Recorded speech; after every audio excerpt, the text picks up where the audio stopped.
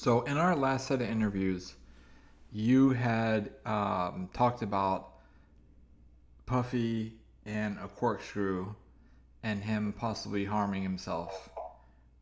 Since you did that, I looked into it a little bit and I saw where Gene had spoken about it, and he had always said that it was Kim Porter who allegedly took the corkscrew and, cut Diddy on his wrist. Is that the same incident, or are there two separate corkscrew incidents? And if so, which one do you believe? Okay. Let me just say this. And Gene, when he speak on stuff like that, when it's concerning Bad Boy Camp and Puffy and all of that, I always said he seemed to be pretty credible. I think he goes a little hard on Puffy because of his dislike for Puffy, but, you know, maybe like me, call it a ball, a strike. He never tell any good things that Puffy do. When I talk bad about Suge, I say the good shit and the bad shit. Y'all don't give me that, fuck y'all. Because that's how I do it. But my point is, this what Misa told us. And I'll tell this story again. I know y'all done heard it before. As y'all done see, this picture, right? Misa was out kicking it with Suge for about a week or two. And we left after, shit. See, everybody think that Misa was fucking with Suge and around Suge before while Tupac was on death row. Even though I know Suge threw that out in the video and all of that, so that's why I believe y'all believe that. Suge and Misa relationship started before Tupac. It started before Tupac came to death row. Through Mary J. Blige. Misa was out here and took the son. We had went to New York for something. It was some type of show. It wasn't the Source Awards. She didn't come with us after the Source Awards. But it might have been. But it was a show that we did. Because I remember Suge left me in New York and he went back to L.A. And I was staying out there because he just did a quick turnaround to do some of his bullshit. Y'all ever get that story out of me? That would be a good one. And David Kenner gave me some money to take to Misa because she lived out. She didn't live in the city. Like she was with her parents' house, and like I remember the car service took me out somewhere that was kind of far. It was a house that was like in like Lone Islands or somewhere like that. And I took and delivered her some money. And then right after that, she came out to California with us.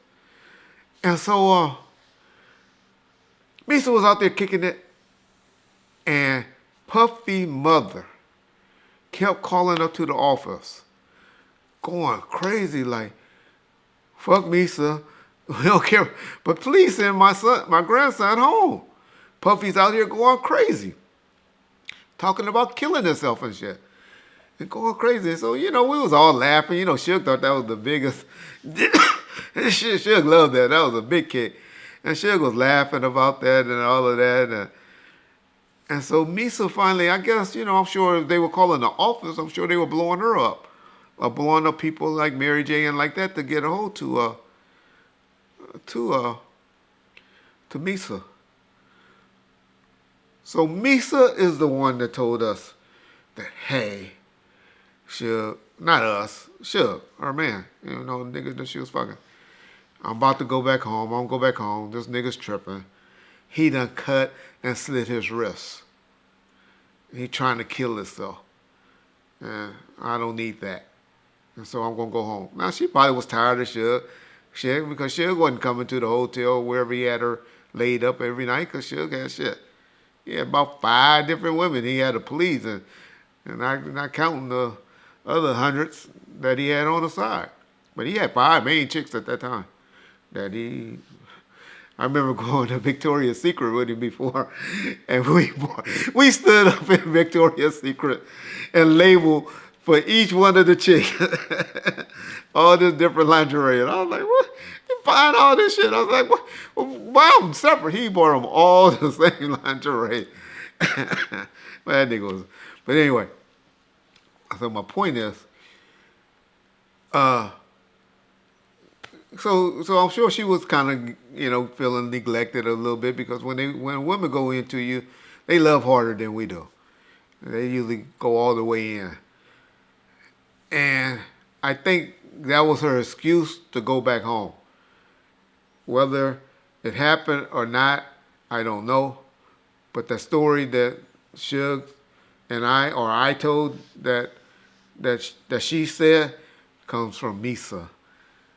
Now, I still believe that that's a cover up, but this is one of these stories again. I hope Suge Knight and Colette Call talks about. And he explained what Misa told him and the reason why she had to go back home and why that split wrist incident happened. But the way Gene explains it, over there on my boy Cam Capone show, shout out Cam Capone, that was a great interview. No Art the Dialogue gonna be pissed at you for running an interview with a person at the same time. But hey, I don't blame you. I don't blame you. That's called being a businessman, right? Tell him to be mad at Gene, not you. All right. So there's been two lawsuits that we've been able to see in regards to Diddy. And both of them are pretty similar in the sense that they both allege that Puffy tried to force them to do drugs and that Puffy enjoyed watching them be with other men.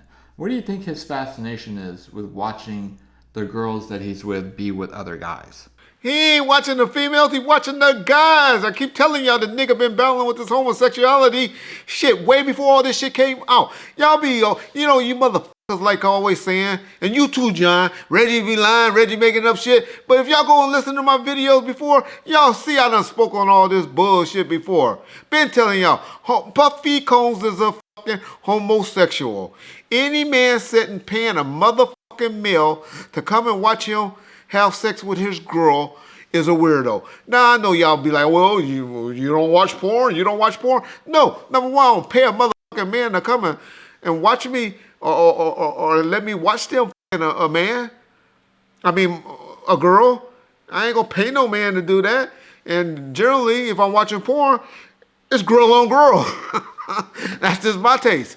But, yeah, that's crazy. But I've been telling y'all the niggas is gay. He's gay, but when you have to have the females around, you gotta hide that crazy fantasy y'all got. Gene done told y'all. The nigga going to buy butt plugs. Females that play with dildos and butt plugs and all that, they want their own. They want that shit broken out brand new or new. For you niggas that don't know, you go break out a dildo that you've been having laying around the house or something like that. Bitches be like, nigga, get that shit away from me. You better break it out of some plastic. How I know? I used to date. I don't do that no more. I am a happily married man now. But that's how that shit goes, y'all. That's how that shit goes. Puffy is a weirdo. Been telling y'all he's a weirdo, but now that it's out, everybody else can benefit from the stories. But Gene been telling y'all. It's one thing I give him credit for. He been telling y'all. He ain't been saying no words like I just harshly said it. But, dude, man, the dude, it's going to come out. Usher, somebody going to come out and tell y'all these stories. It's just a matter of time when they going to come out about this shit. I told y'all about Will and Dwayne. Remember I told y'all about that shit over 6-7 years on Art the Dialogue channel. Y'all go and read those comments. How many of y'all, this nigga just making up shit?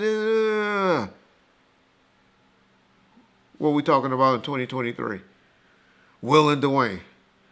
Keisha from Martin's husband and Will Smith. Where y'all get that shit from? I love how everybody been saying, oh, you been telling us. Oh, welcome back to the platform. Hey, man. Yeah, man. Yeah, man. Man, I never heard that. Huh? Motherfucker, I'm the one that told you about Misa and the picture and all of that. Gene ain't tell y'all that.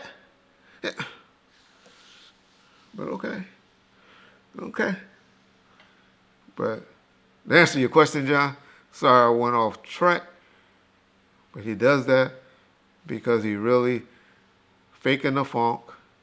Don't want to really see that female. It's really the male. That's why he's hiring a male escort. Because when you hire a male escort, what can you do? Pick the type of man that turns you on. Pick the type of female that turns you on. That's why they're doing that. They can go to the club and meet anybody if that's what they want to do. But they want somebody that they can pick, that's just going to come there, take the business. Because if you pick up chicks in the club, then you get in situations like, y'all about to get mad at me, but like Tupac got into, or Mike Tyson got into, where they want you to hug them after you do whatever you do to them. People like that, once you're done, how many times you done had your orgasm, I'll say the word, and then you was like, damn, I just did that with that bitch. What the fuck's wrong with me? How many times you do that? I wish this bitch get up and go now. I'm done. How many times have you been in that situation? But when you hire somebody, they beating you to that thought. I gotta go. Bye. Out of here. So that's where the craziness comes with the hiring people, and mainly because you're picking from a catalog, dog. You're picking from what you want, what turns you on. And that club shit, or meeting on the street shit, or like Tiger Woods was doing, meeting. You remember Tiger Woods? Y'all ever notice one thing about Tiger Woods? Everybody that he was accused of, what were they? They were waitresses. Because what he would be in the hotel, and he would meet them, talk to them, give them an extra little tip, and they would come up to the room.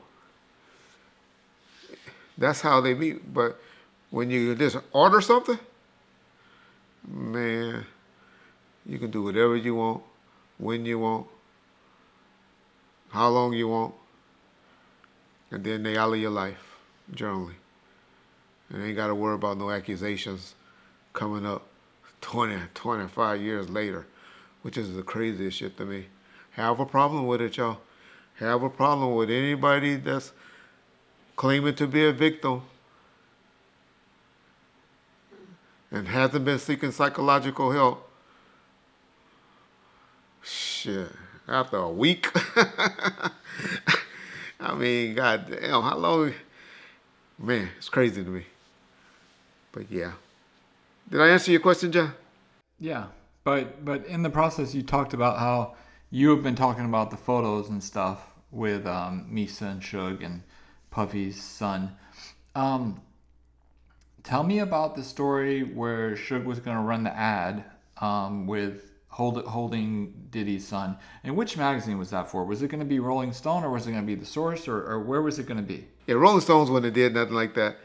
I really believe it was Dave Mays. I really mean it was the Source magazine. And why it got pulled, I don't know. Gene Deal keeps saying he saw it. With the East, what the East won't take care of, the West will. I don't remember it coming out. I knew about the situation. I knew about the photo shoot. I think it might have been a vibe. But Gene swears that it came out. Now, one thing I know about magazine prints and stuff like that, y'all on the East Coast used to get stuff quicker and sooner than we did. And so maybe it came out and Puffy made some calls and got it pulled. But I would challenge any of y'all to research that magazine. Find it. Send it to Bomb First. Got a t-shirt for you. You send it to Bomb First at Hotmail. Can you believe John still got a fucking Hotmail account? Bomb First at hotmail.com. Y'all send that. I got a t-shirt. The first person that can send that article with Suge taking a picture with the chain and saying that comment, got something for y'all. I don't think it's there. I think that's one of those things where Gene done heard me speak on it, and he's adding his story to it, or it came out, but it didn't come out on the West Coast. But John, you pretty good at finding stuff like that. Yeah, I feel like if something like that did come out, whether it was only on the East Coast or not, It would it be would have on the been on the internet. internet by now. Correct. Everything's on the internet by now. And So. that's why I don't believe it ever came out. I think that's one of those Reggie Wright stories he's listening to, and he's ad-libbing to. But there was a photo shoot done about that, but trust me, I don't remember it coming out. And so, I'm taking that victory dance for a picture with him and Misa. Okay. Y'all give him the credit. Y'all like to.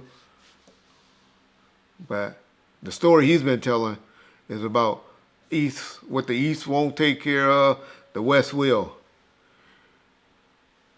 On our last set of interviews, you had talked about that you had a belief that Diddy was going to be raided soon over everything that's going on and that he might be being investigated. Given your history with predicting the future, so to speak, in the Keefe D situation, many people gravitated to that. Can you elaborate on what you feel like is going to happen with Puffy and what you feel like he's facing down the road? No, I just believe law enforcement, I believe there's open cases. And we all know of the civil cases. But criminal cases, just like on the Keefe D situation, where it was so funny to me. But Billy Gordon wanted to pretty much say that because of his statements with our friend, my new friend, because of that interview that they did, that's the reason why Vegas got off their ass and made an arrest.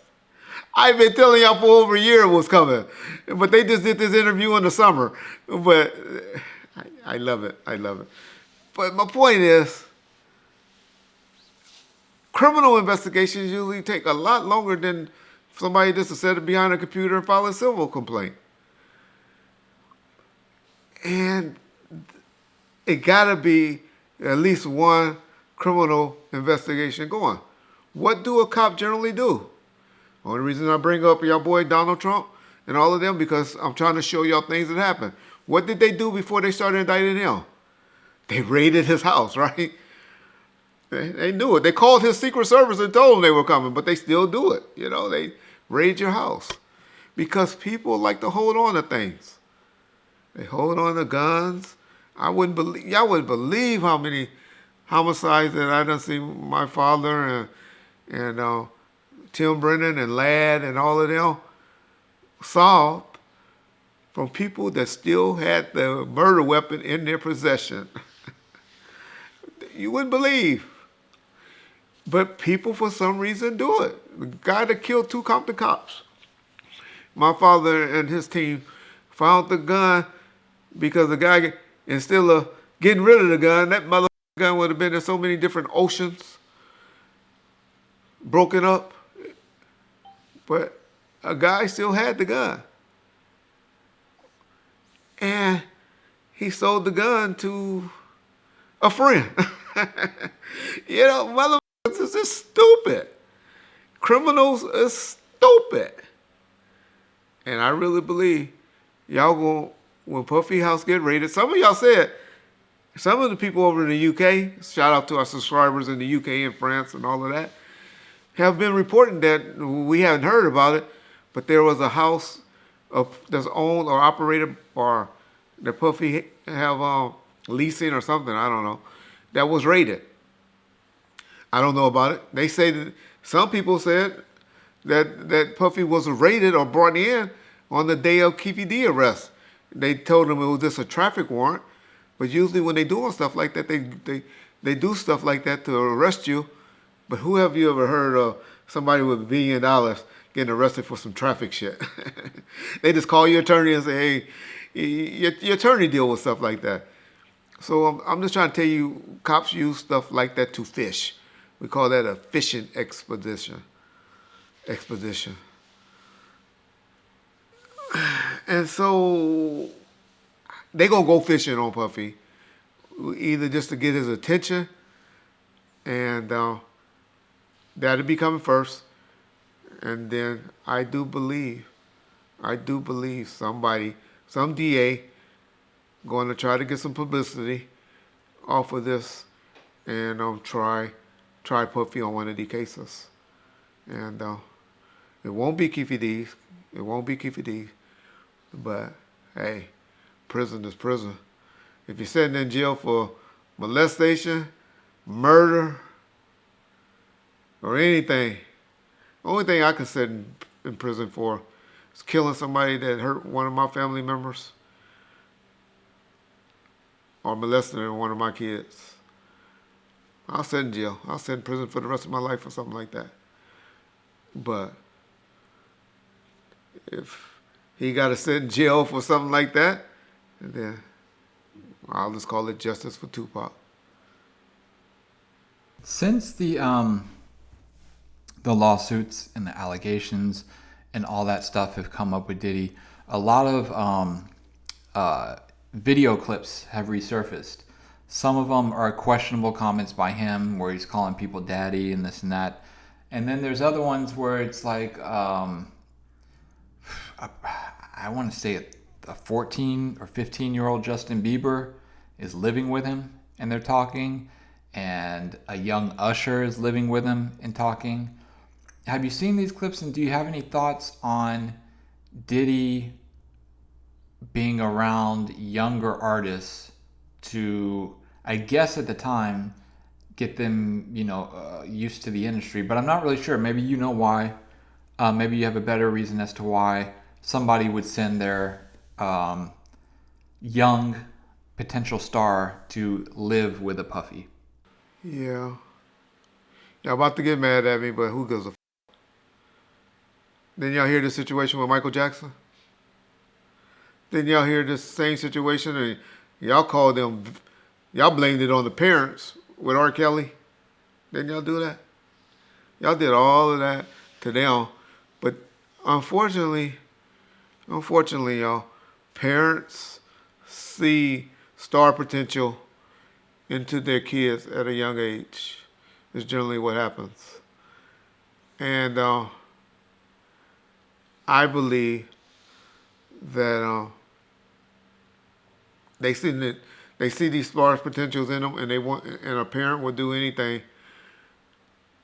to blow their kids up. Aaliyah mother settled for publishing rights for allowing R. Kelly to do what he did to Aaliyah. Janet Jackson family did it with the guy from can't think of his name right now, but I think it was the group called Shalamore or something like that. Did it with their family. She got her sister raising a kid, thinking that she's the mama. Yeah, I'll get too deep for y'all, but those situations has been happening for a long time where parents figure it won't happen to my kid, or hopefully it don't happen to my kid, or if it does happen to my kid, at least we'll be rich. And that's what happens sometimes with the guys, and you don't know. But there's some good situations out there that has happened as well with kids, in my mind. The Bow Wow situation. Bow Wow was never a victim around death row. Snoop or Suge or none of them ever messed with with Bow Wow while he was a kid growing up trying to be in the business. We haven't heard any situations like that with Brandy, to my knowledge. She was a young kid, but even though Brandy mama was always, in her life and all of that. But my point is, people allow them to be around people for that opportunity to blow up. Look at the girl, which is funny. Even though we can't believe a word she says, your favorite girl, that chick that you think is so fine that was with Aaron Hall, what's her name? Gloria something? Oh, Gloria Velez. Yeah, she calling out your boy Gene. She been calling him out, talking about he lying.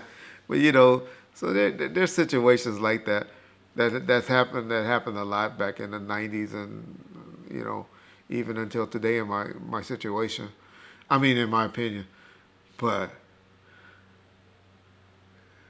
I couldn't do it. I would have to be around my child every day, but people has done it, and it's all behind that dollar bill, y'all. That dollar bill, that green.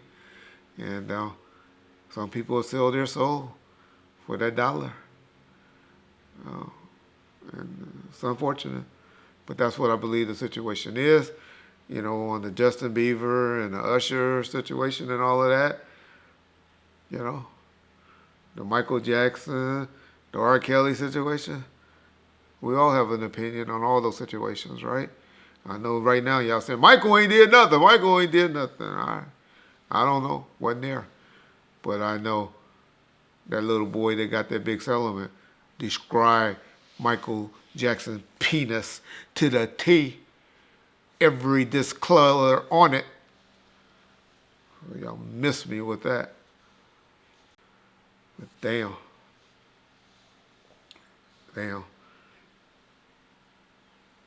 It's unfortunate. That's all I'm going to say. Shout out to the victims. Hope y'all get y'all recovery that y'all need. Did you see where, and this is the last thing I'll kind of bring up about Billy Garland, but did you see where he believed that Tupac and Snoop's little riff or beef in New York was devised by Suge Knight as a way to divide and conquer? Did you see that? Yeah. Billy just has a strong hatred for Suge. Suge Knight, he kind of alluded to why. I told y'all, when did I tell y'all why Feeny got an autopsy and we helped her get that autopsy so quick? I told y'all about the DNA. But he kind of spoke on it. He know what was up. But, Reggie and Suge is the bad guys. But we just trying to help Pac's mom. But he hates Suge. He obviously hates Suge because Pac looked up to Suge as a big brother, something that Billy probably felt while he was going to making those trips to the prison that he had got his son back. But if y'all listen to the previous episode we did about Billy, y'all showed that that Pac still feel the way he did. Even after he said he saw a nigga that's standing over his bed that looked just like him, right? And even after all of the alleged visits that they had. I'm not saying that they're true or not. I'm not here to defend that. Just telling y'all his feelings still towards Billy after they met. But he has a strong dislike for Suge. We all know why Pac and Suge was mad. Pac and Tupac was mad. It was because of that incident that happened on the radio station with Angie Martinez. Nothing else, nothing more. Prior to that, Snoop was riding with Pac publicly. Privately. Until he heard that publicly, instead of having that conversation with him privately, because Snoop had every right to feel the way he did. You can't tell me, John. I can't tell John today. As much business as me and him do today, oh, you can't interview that person. You can't fuck with that person. And John don't tell me, oh, you shouldn't go on that channel. You shouldn't fuck with that channel or whatever. But, in my opinion, he owes me that respect to say, hey, I'm about to interview Gene Deal or so-and-so or this person or whoever. That he know I don't choke, snitch, no joke, or whoever. I can't tell him he can't do it or anything like that, and vice versa. But we owe each other that discussion privately before we hear about it or hear it publicly. That was all Tupac's argument or disdain or dislike or distrust or upset was with Snoop. Because he's like saying, hey, he saw him on the sideline laughing when he talking about fucking Faith. at the House of Blues a month prior. He saw him. He heard the song where he called him a dead eye, fat motherfucker, and all of that. He saw him on the set of the video shoot where he did the Scarface scene and all of that. So he knew his position. So I got to hear about it riding in the back of the limousine on the way, in New York when we out there on the radio talking about I got no problem with doing music with Biggie. I don't have no problem with them. That was the beef. I'm not sitting here today in 2023, and I'm not going to be a component of that to say that he would have still been mad at him for that. They probably would have had a conversation and worked it out. But that happened September the 1st or the 2nd. September the 6th, they hadn't worked it out yet. And they hadn't talked about it. And they were mad at each other. But I was mad at John last week. Didn't talk to him for 6 or 7 days. We worked it out. I'm just throwing an example. That ain't true. But, my point is, people get mad at people when they work shit out. So for me to say that that's the reason, or Tupac was going to always hate Snoop, I'm not going to do that. But I can honestly say that Suge Knight, it bothered Suge that was going on. I think that was one of those situations where Suge was smart. Suge knew how to just let shit play out. He was just like, hey, sit back and see what happens. I ain't getting in between that. He never tried to convince Snoop to go or to feel this way, other than to come and see him, to make that call to him and say, hey, you need to come to the hospital and see Pac, because Pac ain't looking good. Because why? He had been fighting for his life. And he was having to be anyway, he wasn't doing well in the hospital, and he knew what Afeni was thinking and where her mindset was the next time that had happened. And so he told him, you need to get down there and see him. That's the only time between that time period that I ever seen Suge try to step in and mend the bridges between the two. He knew how to deal with both of them. He knew them better than anybody at that time, in my opinion. Especially better than Billy, who said he would have let Pac live with no long, where a man that's a chain smoker, smoke weed, drink, and all that. Yeah, I agree. You might can adjust your life if you know how to do that. Well, Pac was tore up. No gunshots and the surgeries and all that messed Pac up. I don't believe Tupac would have wanted to live like that. My opinion as well, I think Afeni made the right decision.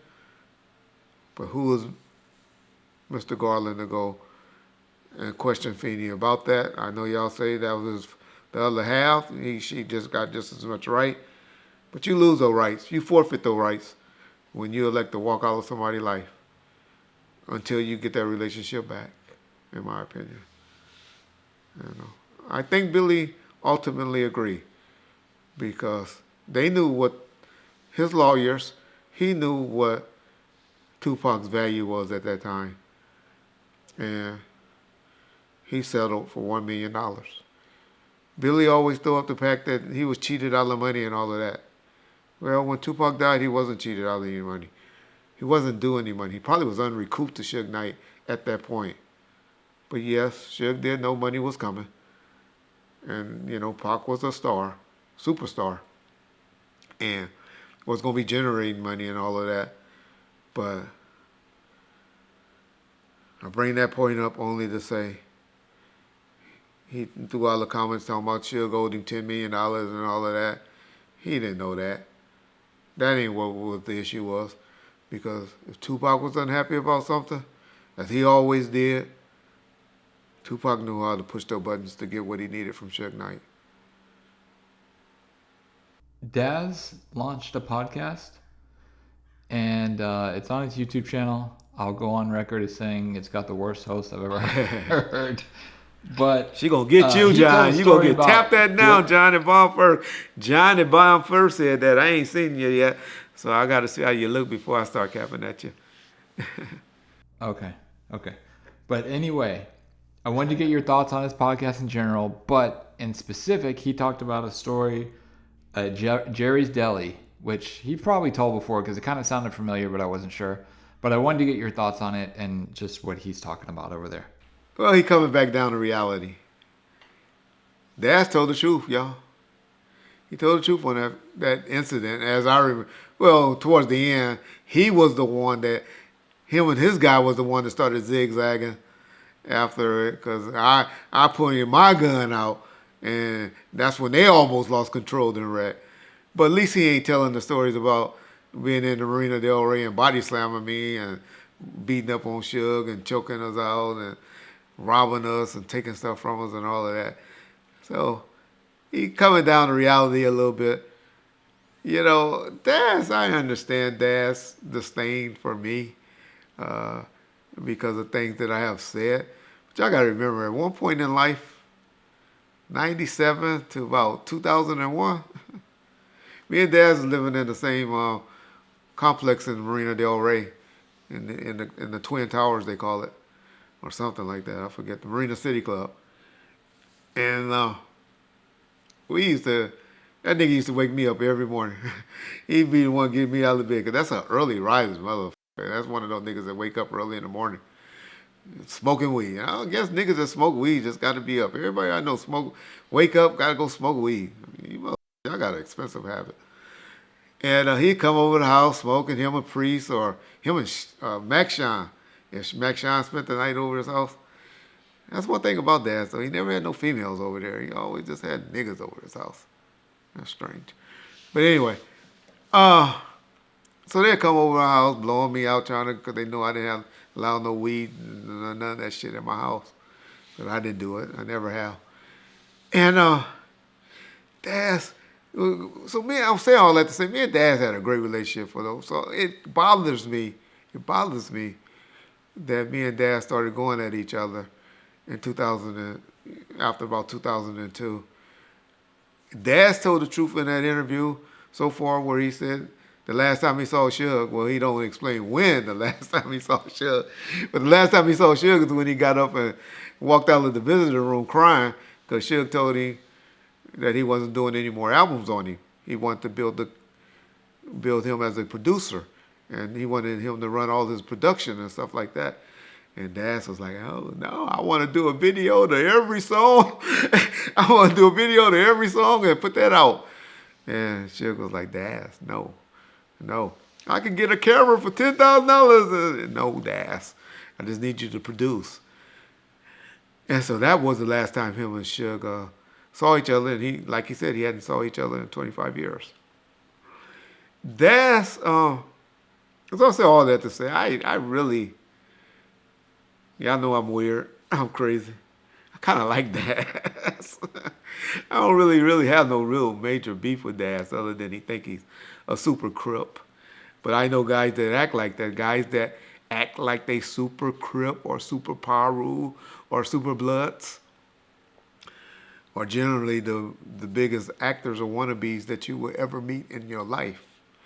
The niggas that are real don't really say much. They talking a little bit. I'm been surprised.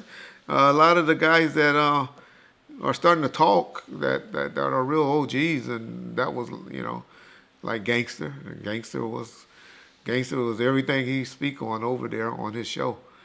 But I ain't gonna start calling out names because I'll forget somebody and disrespect somebody, and I don't want to do that. But my point is, Daz wasn't that way, the way he comes off and want to present to y'all that he was.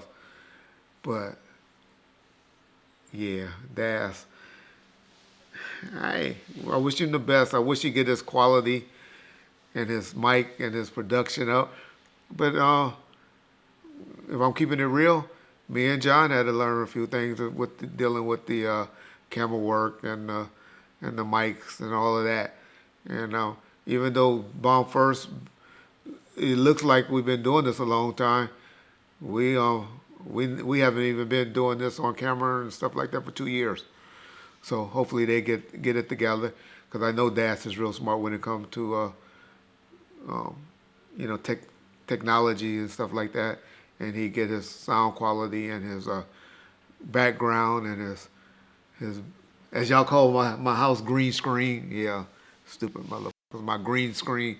If he get his green screen, that's the funniest shit. His green screen updated and stuff like that. Uh, it'll be a better podcast. Now we'll touch on a few things that he's talking about. Daz is openly admitting, I've been telling y'all about the Simon Says stuff. Ain't nobody forged his name. Nobody forged his name on any contracts or anything like that. So I don't know where Dad's going with that. Where she stopped that lie. But I did also hear him say he's just gonna wait it out before he try to get his money back right. He's gonna go the route which everybody should do. Which he talking about, he got about another, I guess, 5 or 6 years before he can get his rights reverted back to him. But that's just one album. That's just the Chronic. They didn't give you much credit on the Chronic, Das. The stuff that I bought from you, other than the Chronic, that got about 8 or 9 more years. So, yeah, we're going to be getting that situated. Glad you keep speaking on it like that, because I know they got the paperwork. And so all you doing is helping me timestamp that you all been knowing who's the owner of all that music is. But Das, hey man, shout out. Das always like to be the one to say that he sued Death Row. Well, what happened was he did file a lawsuit. All they had to do was bring my agreement with him to show that I bought everything from him for $75,000. And that's where Suge playing lawyer and did the response. But Das forget, Death Row and Suge went through a bankruptcy. So any judgment you got, as you say, that paperwork, that judgment that you think you got, it's been dissolved. I'm sure your attorney, any bankruptcy attorney, will tell you that it's no good anymore. And so, and I wasn't in the bankruptcy, so that buyout between me and you was still good. But yeah, Das did get a judgment for $25 million because Suge had just got that $100 million judgment from Harry-O, and he was like, shit, fuck it. But neither one of them will ever saw a red cent from it. And that's what's going on with that, with Das. But I wonder what Das was talking about. Y'all remember when he was showing y'all those fake checks online, talking about he was getting all this publishing money and stuff? Y'all remember those days? And then in the next breath, he's telling y'all paperwork was forged. Reggie and Alan Grumblock and all of them did all of this bad stuff to him. Where my buyout pretty much only covered Death Row times when it was with Interscope. So anything after that will be between you and E1 and Koch. But unfortunately, Das, Death Row went through a bankruptcy. And Suge went through a bankruptcy. And all of that got deleted and wiped out. But, as you always say, and and I'm like that, and I hope you keep teaching people that, and that's what I want people to teach artists about that 35-year rule. And I think it's called the reversion or something like that. Law, keep teaching that, keep preaching that, and in 5 to 7 years, you will be doing good if you live that long. Let's being that super crip. I don't know too many old Green members.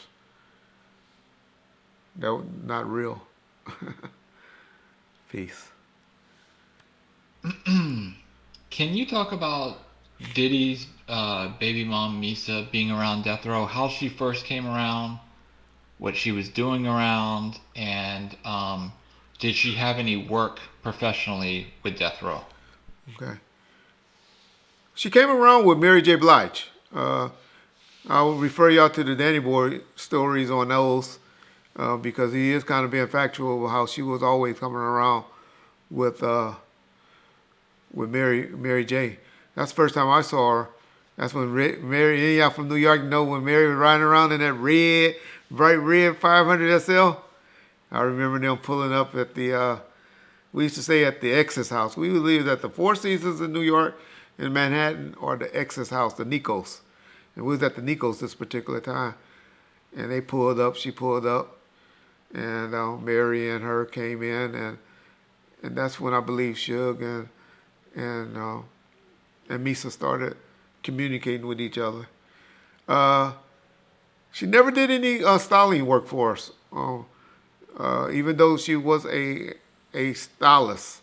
That was her profession. I think she was going to do some styling work or stylish work or wardrobe work. That's what they call it, wardrobe. But I don't remember and remember of her doing any. No, Pac didn't need any done by her. Danny Boy, she wasn't on the set of those two videos that he did. And definitely Dogg Pound, those niggas was just G'd up. And so, yeah, don't remember Misa doing any wardrobe work for Death Row. But she was around. Remember that incident when she came, of course, when she came in town. I told y'all before how I went and delivered her some money at her house one time. Yeah, I'm sure it was Suge always, that was his way of getting back at it. We used to call him Eagle. He'll swipe down, try to swipe down on your woman. And him and Pac had a fetish with that, with messing with other people's women and picking them up. And that's all that happened. And she was an art of war, unfortunately. And didn't last too long. I remember, like I said, we hooked up with him again when we was out there with Koch Entertainment. I had finished up the deal, and we went out there to sign the paperwork, and that's when Suge went and did all of those sittings on 106 in Park and Wendy Williams show and all of that, and doing that little tour. We had just signed with Koch at the end of 2000 and at the beginning of 2002, January, and we saw him at it was a strip club, and I heard it's closed down now, called Sue's or something like that, in the Bronx. And we saw them at that club. But at that time, she was married. And I remember that's the night when I told y'all we were out with, matter of fact, we went into the factory district to a club that night after we left the strip club, or it might have been the next night, and she was there. And that's the night that's when I always tell y'all Von Zip and Suge saw each other, and Suge didn't recognize who Von Zip was. And I had to tell him, hey, that's that dude Von Zip that's supposed to have something to do with the murder of Tupac. And I'll just tell that story just to show that I knew that Suge didn't even know who Von Zip was, because he was looking like, oh, okay, that's that nigga. And I remember we was at a club in a fashion district. Okay, yeah. So we was out there, or it might have been even the meat district. I don't know, it was crazy. It might even been something about meat or something, but it was a bunch of warehouses we was around. And we was at that club, and that's when Misa's husband was there. I remember her introducing her to Suge, and he being there, and we saw Von Zip that night, and that's when Wendy Williams' husband was hanging out with us, and that Hollywood ass nigga was running around with us. So we was out there in New York, and that was the last time that I saw Misa. But she seemed to always been a cool chick. Y'all first saw her. Most of the people saw her and was introduced to her. She's the young lady that was sitting in the jacuzzi in the I Wonder Why You Call Me Big Papa video, was it? Or, yeah, with the Afro puffs. Sitting in the jacuzzi with Puffy and y'all. That was the young lady in that video. That's what Misa. That's who she is. And I never heard Suge say anything bad about her. It was always positive vibe and good, good conversation about her. Seemed to be cool. So, and she don't really talk bad about Puffy. I don't really hear her saying anything publicly bad about Puffy. And so she must be a cool, baby mama. Here she was with that dude. I know I seen a picture of her recently with that dude that got killed. That was a major allegedly snitch in New York. Can't think of his name right now. I know y'all tell me in the comment section, but I know that was the last picture or last thing I saw of her when she was in a relationship with him. Was it Alpo? I think Alpo or somebody like that.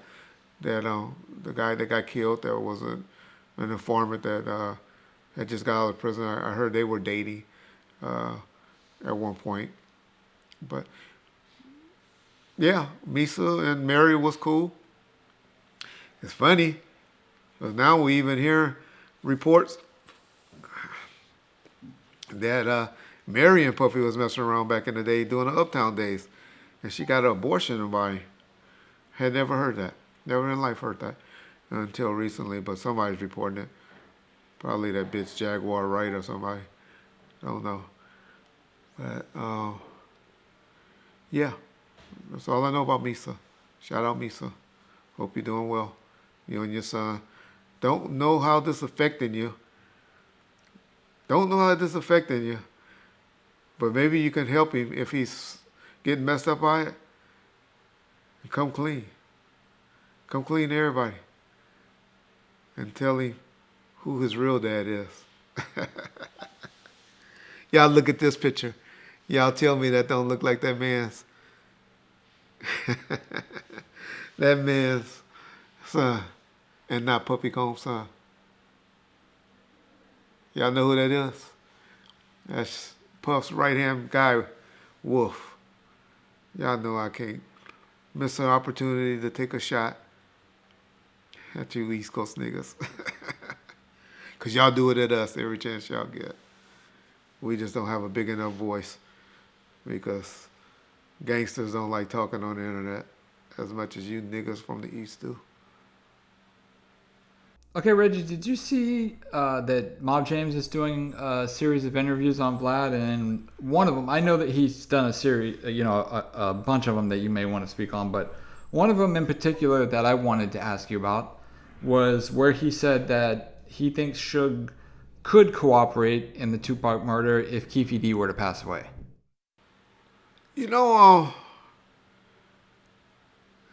Gang members, I ain't gonna say gangsters because I tell y'all gangsters in all walks of life. But that seemed to be a common theme from gang members. I'll just say two that's big on YouTube that have both said that. Mob James, who I believe is a gang member and a gangster in his prime during his younger days. I believe he's a man now. Trying to, be a family man and a good person. But Big U also did a segment on Vlad a few years ago where he was getting on Keefe D for snitching, and then once Vlad brought up, and I'll play it, have John play it. I know Vlad loves us. He was given a deal, and this was... Keefe D was? Yeah, Keefe D. Oh, so he snitched. No, I don't want to hear shit. Yeah. So the deal essentially was they had caught him with a bunch of PCP, and they allowed him to say what he knew about Tupac's murder in exchange for them dropping all those charges. And the way the deal was set up, whatever he said, as long as it wasn't proven to be false, it couldn't be used against him directly to indict him. And at the time, essentially everyone outside of him was dead. That was in that car. Oh. Orlando was already dead at the time. Oh. Everyone else in the car. So car. he told him a dead man. Essentially. Oh, different. So did y'all hear Big View said it as well, where he said, it's not snitchy if the person dead. So, I guess gang members look at it at that way, or believe once everyone's dead. I think James and Vlad and everybody didn't understand or remember that Big Dre was still alive he was dead as well. It was T-Bone that was still alive when they gave those statements. So it was also implicating Terrence T. Brown, because he was still alive. But I think everybody believed that all three, other than Keefe, was dead at the time, when that's not actual or factually true. So I will have to acquiesce to people like Kev Mack Show or Melly Mel Show, or the next time we do a podcast with James. I would love for Gangster to chime in. People like that I know are very reputable in Compton, the LA area. I mean, I know there's gangsters and gang members in other areas other than L, to their feelings and their thoughts on when someone's dead and you tell on them, is that still considered snitching? And we use that word snitching too loosely now, where it don't really mean shit anymore anyway, in my opinion. I'm one that believe you only snitching when you're telling on a crimey. Somebody that you get in the car with, go and do something with, and then to get your sentence lighter, you go and cooperate and tell. That's one of the only reasons that I consider snitching. I believe if you walking down, if you're a civilian, yeah, do whatever you gotta do. But to me, snitching is only when you tell on your own crimies, somebody that you conspiring with. I know y'all that ain't never been bust a grape in your life have different meanings of the word snitching and all of that. I can read your comments already, but crimies, yet people that's you're not involved in a crime with, no. But I can't answer. I can't honestly give a correct statement right now. Is that snitching when you tell a story on a crimey when the crimey is dead to lighten your sentence? Because the obvious thing would be, if that's your homeboy, if that's your boy, y'all did something, murked someone, took someone's life, and y'all got away with it, and you could not go and spend the rest of your life in prison by telling on me, who the law can't, only God can judge me. Only, you remember when Pac said that? If that's the only way you can be judged, then have at it. So I really believe that's what James was saying when he was saying Suge would tell, but Suge wasn't Keefe D. Crimey. And so I would have a problem with that. My whole take on the whole thing is, I know y'all say you was a cop, you this, you that. My thing is, you do one or two things.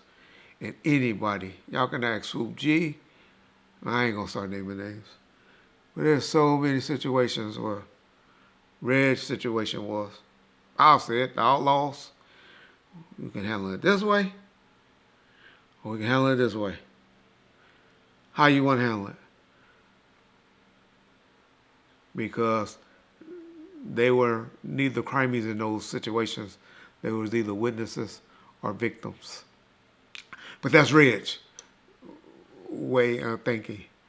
I would want to hear some gangsters chime in on it and their opinion on what Big U, who's someone I kind of like, or James, who y'all know I love, their reasoning, and will expound or explain that. So that would be my take on that.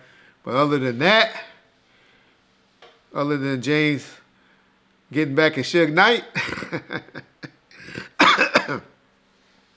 for his James Williams and his Tupac knocking him out, Lies, because they lies. Or statements, I'll say statements. I'll be nice. Then I love what James is saying and doing over there. Vlad, shout out to Vlad. I love that you looked out for my boy James and let him tell his story again. So it'll show my partner John, and that James still has that value on, and not only John, Gangster Chronicles and everybody. Mainly Gangster Chronicles who dropped the ball because James still over there getting his 80 to 100,000 views an episode. Well, Gangster Chronicles, you're lucky if you get 3. Yep. Can you tell me the story about how either you approached the Outlaws or the Outlaws approached you, or however it went to where you guys ended up talking to police and they were willing to or they wanted to possibly ID somebody if that was the case. But how did you guys end up at the police station to do that on the Tupac case? Well, there's an article in the LA Times that spelled it out with Chuck Phillips. For those of y'all that like to have stuff fact-checked for y'all. And that was pretty much Chuck writing after the meeting with the Vegas PD. But Vegas PD was trying, and some people been reporting to y'all like we flew out to Vegas to meet with Vegas PD. It happened at City of Compton Police Department. And so as I try to explain to y'all, my job as head of security, were to work with law enforcement. Those guys, Suge on down, didn't want to deal with law enforcement. And if law enforcement needed to talk or want to talk to anybody, it was Reggie's job to facilitate it, to see what's going on. And if it was something criminally, it was the bid attorneys, David Kenner or whoever he hired to deal with law enforcement. So they were trying to reach out, and they were putting out to the press how death row and people wasn't cooperating with the murder investigation and all of that, and how they wanted to talk to the witness, Yak and Edie, who was in the car behind them, because they had already talked to Frank, and so they had no need to talk to Frank, but they wanted to speak to those two, who were the other two in the car. And so they reached out to Death Row to try to facilitate that. And of course, Norris, who was the general manager at the time, he told me, who was the head of security at the time, what was going on. And so I set up arrangements with them because I didn't trust them. So Norris got permission from Suge for me to take and do my job as the head of security for Death Row. And so I met with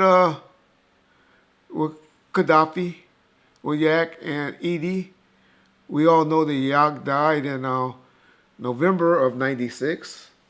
So it had to been sometime in October of '96. After Suge had got arrested, because he got arrested October the 22nd, 1996.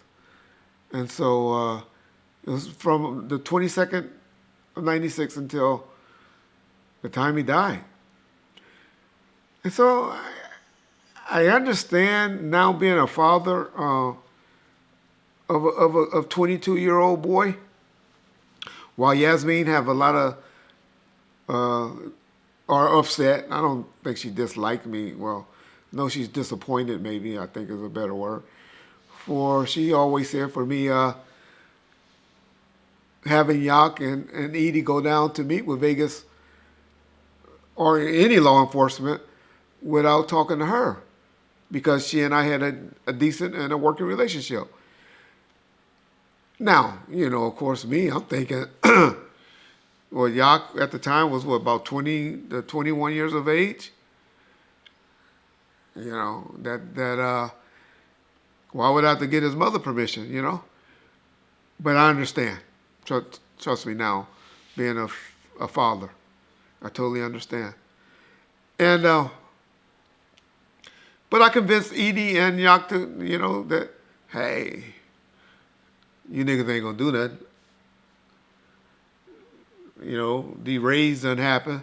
Suge done got arrested. We need to get these niggas in jail.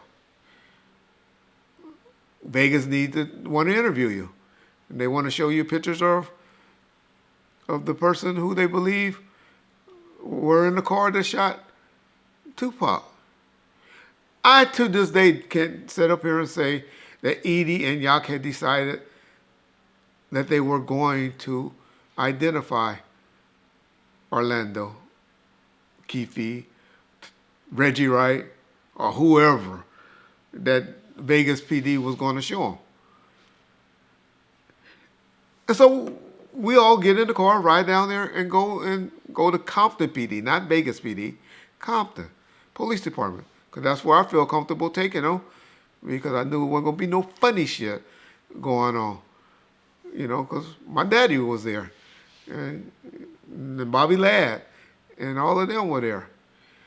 And so we went down there and met. They take immediately, talk and say, hey, this is who they are. They immediately started being like an attitude because they didn't think we were going to show up.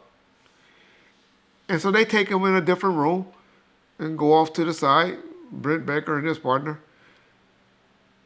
And then about 5 or 10 minutes later, they come back in the room talking about, they're not going to cooperate. They, there's nothing we can get from them. They no use. And so I asked Yak and Edie, what happened? They're like, Red, they up here going off on us. Like, why y'all only want to meet with us, because, with people, with Reggie Wright Jr. and Death Row? Why when we was trying to call y'all didn't return our calls? And, like picking an argument with them. And so that right there showed me that, okay, f*** these motherfuckers. They didn't want to solve this case. They just want to pick at the young black men. And, because I done been around that type of police work. And so that's why Brent Becker talk all that bullshit about Reggie Wright Jr. and all of that now, because he know I was like, f*** them after that. They're going to treat the guys like that when we trying to cooperate. And like I said, once again, I'll go and say be on record. Y'all know Edie's online. Edie has his podcast. Shout out Edie and all of that. But they have never told me that they were going to identify Orlando or anything like that. Now, I know they could have identified Orlando if they wanted to that particular day. I know that for sure. But I don't know that they were going to do that. And that's what happened. That's why Yasmin is disappointed, I'll use that word, with me. And that's what I did. And that's the only reason that those two young men went down there to attempt to identify or possibly identify or allegedly identify or look at what they call a six-pack. That's the only reason they went down there and was offered to go down there. So all of that, other things, conspiracies and stuff that people have out there, it's just not true. But hey, what does it matter? You conspirators, you people that believe all of the bullshit that y'all do, keep on. That's y'all opinion. That's y'all right. That's y'all belief. Because as we know, y'all don't give a f*** about Tupac Shakur and his legacy at all anyway. Because if so, everybody would be cheering on the DA and Vegas for what they doing instead of sitting up there criticizing and still trying to muddy up the investigation. Because I haven't seen a YouTuber out here that's really saying, okay, good job, Vegas PD, other than maybe Vlad TV channel. Good job for at least, and Greg Cadings, murder rap people. Good job for getting us the truth of what happened on this investigation. Maybe my boy DJ AG don't know what he been reporting, but people like that, but all you other channels seem like y'all just out here trying to muddy up the investigation to me, which is unfair. Let the attorneys do it. Let them play out what happens, what the truth and stuff. Not no motherfucking broke motherfuckers living in their mama house that's on YouTube every day trying to put out stuff and motherfucker with carpet on his head trying to, because he's been wrong and killing off all his DVD deals. And shout out Murder Rap and Unsolved, because I saw y'all got a new deals coming out. Yeah, I know Carpethead you pissed. But shout out to them. Got a new deal in February. I seen advertisement that they're going to be running their shows again on some major platforms, streaming services. So y'all check them out and hear those different theories. Yep. Peace.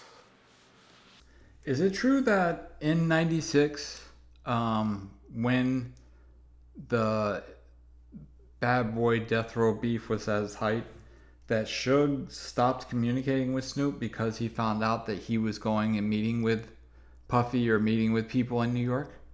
That was about 2 weeks. That was about 2 weeks. And in fairness to Snoop, that one had nothing to do with. I never heard Bad Boys, I'll be honest. But it was the East Coast in general. But some people said that they heard Bad Boys. I don't know. But I know it definitely was with, I think the deal ended up being with, I forget who they ended up doing it with. But I was just talking to Lil C Style about it the other day because he's still mad about some of his money that he's owed. But it was mainly Snoop was going out there to shop. The group, damn, can you think, the Beware My Crew, LBC crew. Badass and Lil C Style and all of them. He was really going out there to shop their deal because he felt that Suge was dragging his foot on giving them a deal and giving them a shot. And so Snoop went out there to do that. Suge took offense to it, I think, but I always heard he went out there really to meet with Def Jam. Def Jam must have passed on it. I'm sure Warren G is the one that probably set up that meeting. But they did pass on it, and they ended up getting a deal with another distributor. I don't know if it was Columbia or who. And they got out. And so Suge had heard about it, and he stopped communicating with him.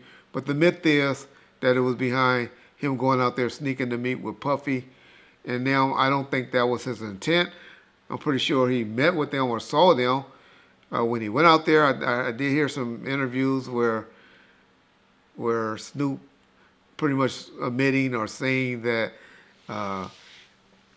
that's when he heard Biggie's song or his album or something like that. And that's when people speculate that's when Biggie heard that line about, I want to sell millions like Snoop, oops. I always thought it was a diss, but a lot of y'all say Biggie was giving props to Snoop on that. I don't know. I'll let y'all debate it. Maybe, matter of fact, John, you the music guy for us. What you think of the diss, and if you can quote it right, because you know Reggie Wright probably fucked it up. You actually quoted it spot on. You didn't mess it up at all. Yeah, okay. But I could see it either way. I don't know. I feel like people on the East Coast think it was props, and I honestly don't know, to be honest with you. I could see it both ways. But I know Snoop loves to play it like they were best friends, and when he came to the studio to meet with Biggie, that Biggie played it for him, and that Snoop was all happy about this, so I know he takes it as a compliment.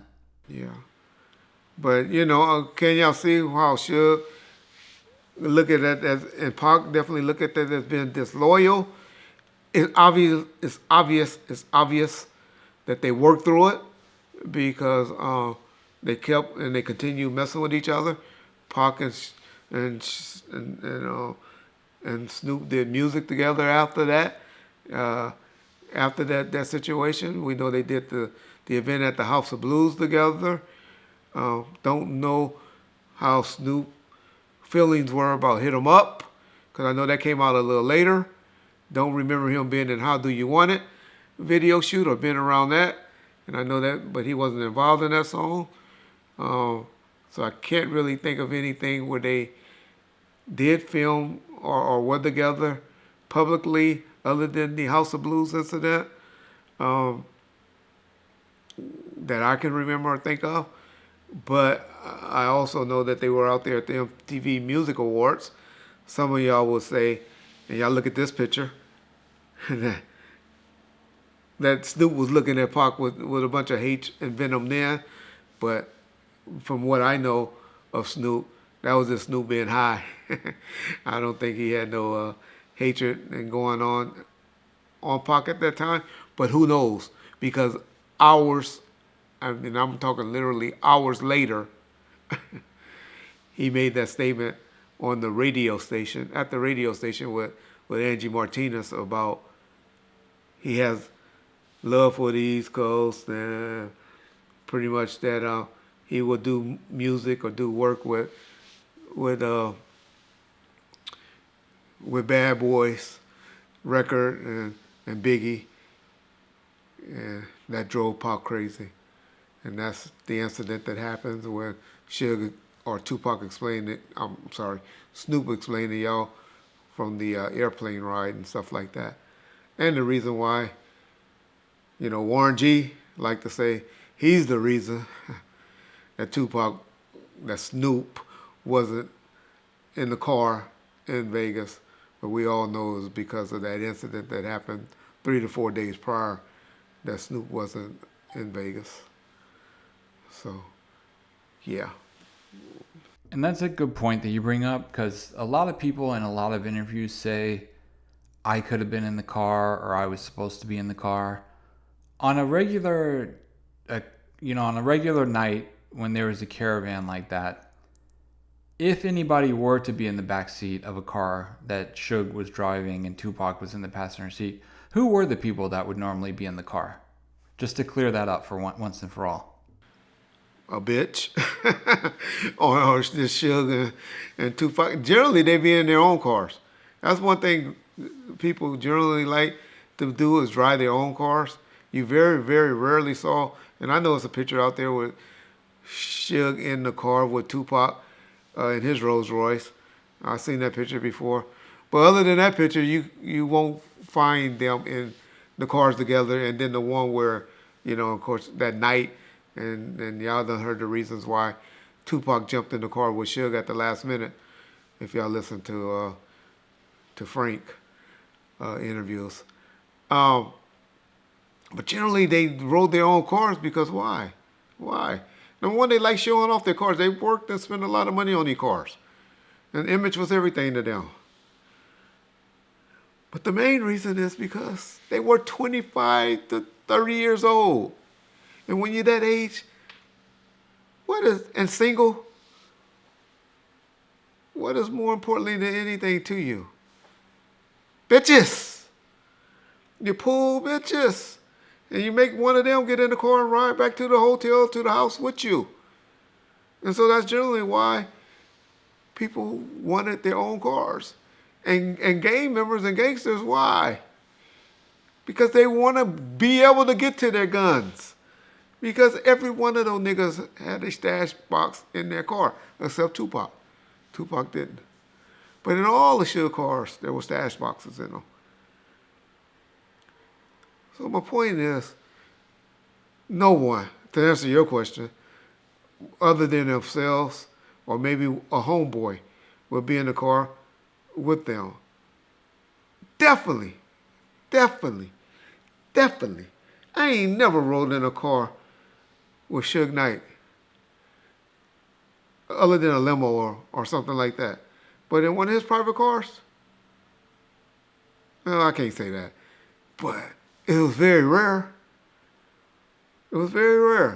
And generally it was, you trail them, you ride behind them. And so the question is really answered by John, and I know where he's going, is to show you that security didn't ride with Tupac, Suge, ever in the cars, ever.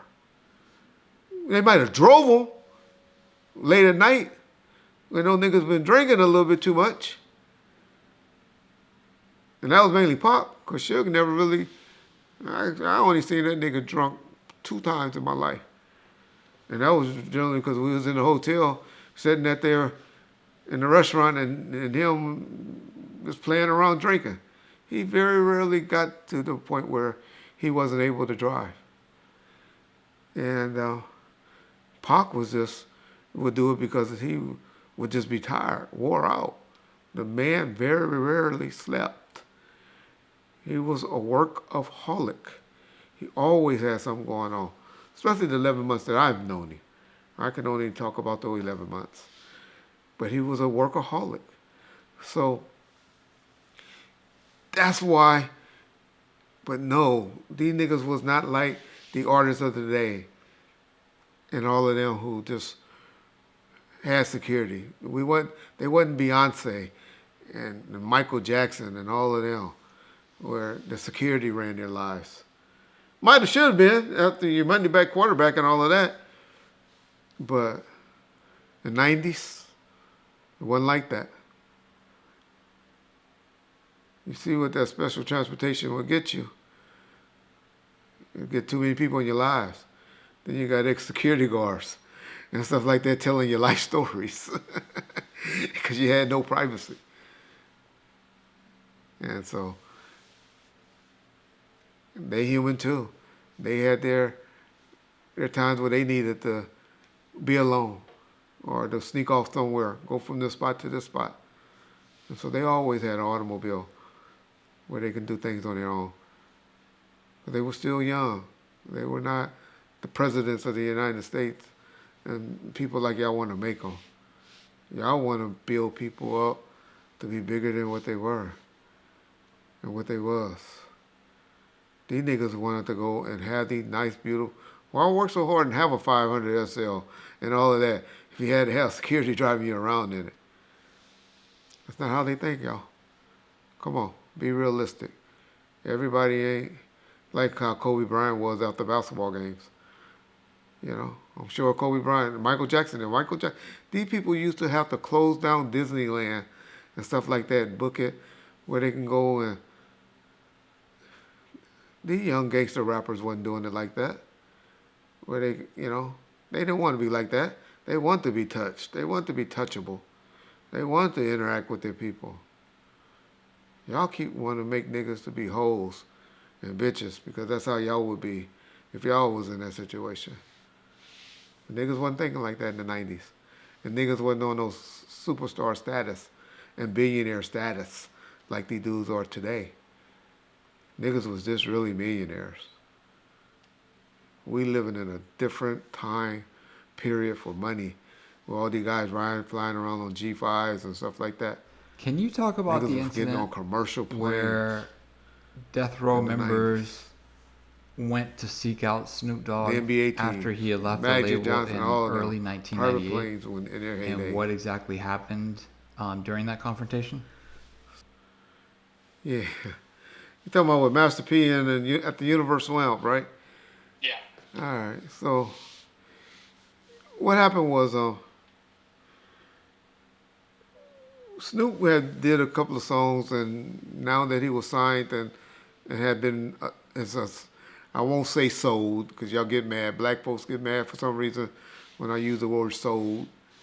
You act like y'all were slaves or some shit before. But his rights was assigned to Priority Records. But Snoop was dissing Suge and Sharita and doing songs on mixtapes and stuff. And so I knew Snoop was going to be there. And I knew I had a relationship with Priority, and me and Pete was kind of cool. And so there was a guy named Mark Benish that was the vice president at Priority at the time. So I told him I needed some backstage passes. Yeah, Reg, whatever you need, that's how Priority was. So I took about 4 or 5 of the homies up there and to talk to them. I'm like, hey, we done released your shit, Snoop. Why you keep disrespecting and talking shit about Suge on records and stuff? What's up, man? You gonna stop talking about the homie like that? And I never seen Snoop act like this. But I swear, every time I watch this movie Baby Boy, and he, after Jody left, how he got all like, oh, fuck Suge, and, he got all like that and started talking like that. And I was like, what? And, Bunchy and them off to the side, talking to Priest and Dash. Those niggas always trying to just get weed and shit. Because all those niggas was like cool. They had a cool relationship. But me and Snoop was over there talking, and I'm like, wait a minute. And so Trayvon overheard how he was talking. And I looked at Trayvon and whatever, because I ain't one to say like I was giving gang members shot calling or giving them orders or nothing like that, because I wasn't. But they knew their role. They knew what we were there for. And Trayvon bombed on him because he kept disrespecting the homie. And that's when Snoop and Dash and Priest, the bitch, came out of them. Because they remember how things used to go. They was at the L-Ray Theater and stuff. And those niggas took off running. And then the police report. Y'all see the police report? It said they ran over there because they knew and they remembered that the police was stationed over there. And so they ran straight to the police with all that marijuana and stuff in there. So the police eventually ended up arresting them. Probably wrote them a citation or whatever for having the weed in their pocket. But during the time, they were interviewing them and talking to them, how cops start doing. And they asked him, they go, hey, why, who killed Tupac? Because that's the question everybody always asks when they hear anybody from Death Row or anything related to Death Row Records. And so he said, yeah, the nigga sat next to him. And that's why I always say Snoop was a snitch and died snitching and telling and try to implicate Suge on the murder of Tupac. He probably was just being mad. And you know how niggas say shit when you're mad. You know how your girl, when next time she get mad at you, what she gonna say? You little dick motherfucker or something like that, That's just how niggas do when they get mad. And so, yeah, that's what happened on that incident. As I always said,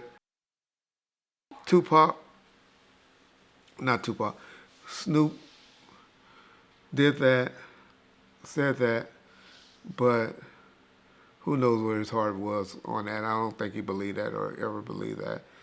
And some of y'all will be that's why Suge getting back at Tupac, at Snoop, talking about the murders and stuff like that, because Snoop has been doing it at him.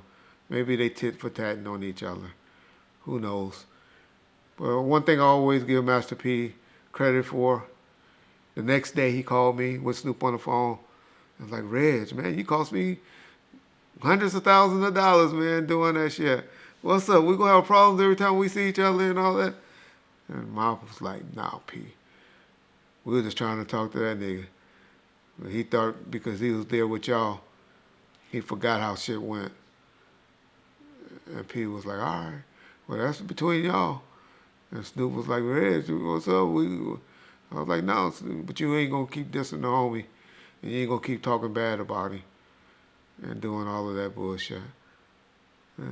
Snoop was, I forget what he said. I ain't gonna sit up here and say he ain't gonna say it. He ain't gonna ever do it again. But the conversation went well, and for that day, And so, yeah, that's what happened. That's the story about the Universal Amp. And shout out Master P for being a peacemaker that day, and the No Limit Soldiers for maybe staying out of it. Because I remember P's last words were, hey, let's go. They got business they need to work out. So I always wondered how Snoop felt about that, if he realized how P left him for dead for that day. I always wondered how that conversation went. But it's obvious, because they selling cereals together. It's obvious they good. Yeah.